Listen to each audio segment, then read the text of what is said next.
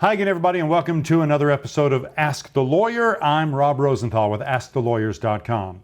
Well, it can be a parent's worst nightmare. You find out that your child has been sexually abused, and it's no surprise that that pain can last a lifetime. But what may come as a surprise is that that child can continue to be harmed long after the abuser is locked away. How's that possible? Well, that's what we're going to ask our guest today. Here to help us is attorney Marc Lenahan of the Lenahan Law Firm in Dallas, Texas. Marc, thank you for making some time for us today. I appreciate it. Thank you. So this is an upsetting topic, especially when you say that the child can continue to be hurt even after the abuser is behind bars. How's that possible? Well, it's something I learned. I didn't know it either. What happens is the abuser gets locked away. Great. The loved ones of the kid and the kid think that they go back to healing, just focusing on being a family and living their life. Right. When one day somebody walks to the mailbox and they open it up and they find a letter from the federal government, maybe the FBI. It's a letter called a victim notification letter, and it'll say something like, "Today we arrested Steve Smith in Missouri, and they had images of your child on their computer." And you think you have this behind you, and the letter is a punch in the nose. Wow. The parent wants to throw up all over again. And what's worse is they go back the next day and there's a new letter, and it's from somebody from Idaho.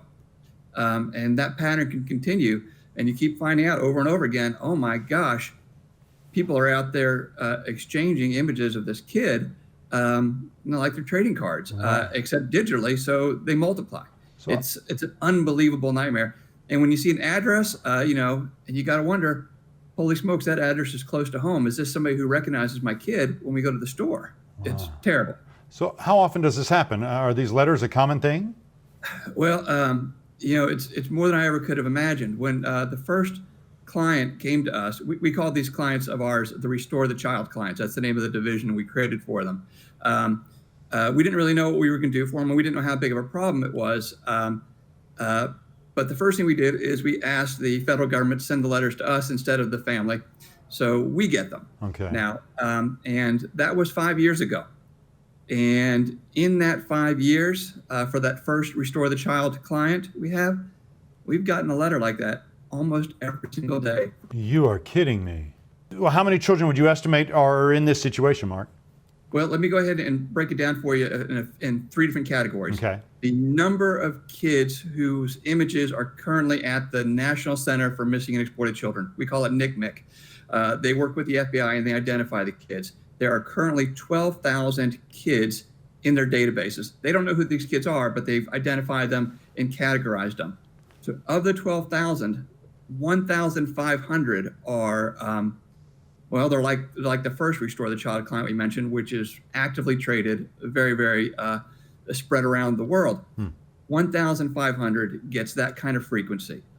Now, here's mind-blowing. Of that 1,500, only about 50 of them have ever found a lawyer that does what we do.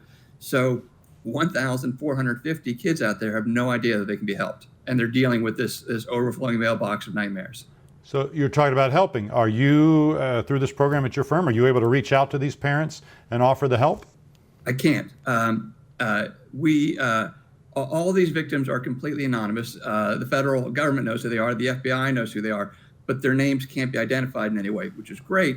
But we can't send them a letter saying, hey, you know what, there's ways to help you, because they're completely secret.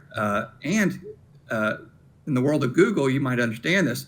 We can't even put a website out there that accurately discusses this, because the search terms that a family looking for help might use would be victim of child pornography. Well, that search term includes that website. So it's really, really hard for anybody to get the information that they need, that this kid that they love can be helped. Very few people know it. The FBI will sometimes instruct victims, call the Lenahan Law Firm at Restore the Child, or maybe a probation officer will tell them about it. But sometimes it's just somebody who loves the kid stumbles upon a video like this or something on our website and says, oh my gosh, there's something we can do for you. So so there's no real way you can get the word out that you can help? You're helping. Right. But this is about as direct as we can be. And then what happens? Let's say through some means people find out, okay, I could use your help. What does the roadmap look like? Oh, you know what? It's a little bit of a two ways. The beautiful thing about the roadmap is for the kid, and by the way, I keep saying kid. It was a kid when the images were made. Right. They can be for adults too that still deal with this problem. So our clients are both children and adults. For the kid, they do almost nothing. We work with their therapist from the get-go, and they're pretty much done. They just have to focus on getting healthy. Our battle is insanely complicated. It involves federal criminal law, federal civil law, state criminal law for 50 states, plus sometimes the U.S. military and the use of military bases all over the world. Excuse me. So what we do is really complicated, but the kids have no idea.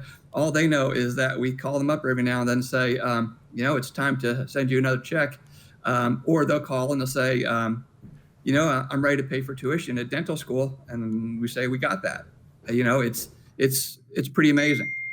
Well, now maybe I'm a little confused about what happens here. Where is this check coming from? Yeah, well, because I didn't tell you why. So I should have mentioned two major sources. One is we work with the federal criminal judges in every federal court around the United States to have our kid included in the criminal sentencing. So, you're going to go away for possession of child pornography for 3 years. And by the way, you need to start paying your victims a certain amount of money. Oh, wow. That's one thing we do. So we have to appear in federal courts all over the world for that. And the other thing is when we're going through these, we have to continually search for, oh my goodness, this one seems a little bit different. I think this is somebody who may have real money. And the truth is that this crime doesn't care what your demographic is. It is just as likely to go to be pinned on CEOs as it is people living in grandma's basement. It can be anybody. So if we can identify the wealthy ones, we can bring suits directly against them. There was a famous one right here at our headquarters here in Dallas, where the perpetrator was actually a woman, which is rare, and she'd been distributing images for 12 years, and she was married to a wealthy lawyer. So we brought that lawsuit right against him. And you handle, you're based in Texas, but you handle cases all over the country? All over the world. And not a single one of our clients, not a single one of our Restore the Child clients has ever stepped foot in this office. It's just not necessary. The only office we need them to step into is their therapist office, which is, that's good for them anyways. So, and they don't sit for depositions. They don't have to testify at criminal trials. And as we developed to this area of law, there's only about half a dozen of us that do it. We had our own little twist, and we didn't really know what the federal judges were going to think of what we were trying to do. Protect the kid and help the kid at the same time can be hard. And the judges and the probation officers have been just so grateful and so complimentary, and they've approved our system so that as long as we follow our own little internal rules, the child never testifies. And that's great. So the children are able to get on with their lives completely. If they want to go to college, they're going to college. And our role is we're helping them pay the bills. They are not thinking anymore about what's going on back at the mailbox. And quite frankly, we like for word to get out that we are coming after these perpetrators, people exchanging images.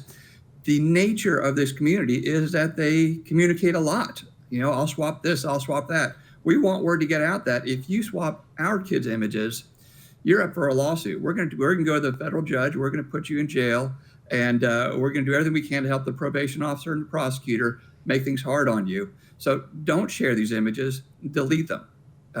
We want this kid off of your Rolodex. That's great work you guys are doing there, Mark. Thank you for taking a little time and telling us about it today. Absolutely.